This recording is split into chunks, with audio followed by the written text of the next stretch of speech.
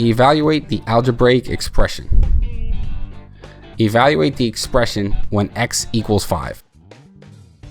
5x minus 10 over 3 times x minus 4.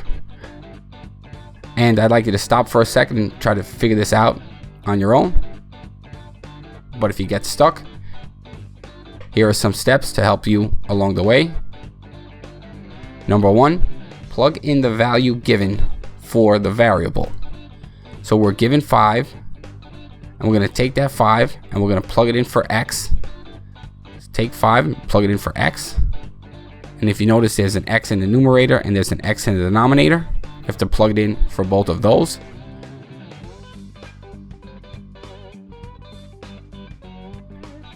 Five times 5 minus 10, and it's 3 times 5 minus 4.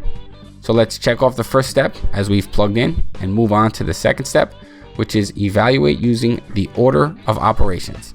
Here are just some notes in case you forget a little bit about order of operations. Remember that the fraction bar creates two grouping symbols. So what you do is evaluate the numerator and the denominator before dividing. So first thing we do is evaluate the numerator, then we evaluate the denominator. We're going to save the fraction bar for last.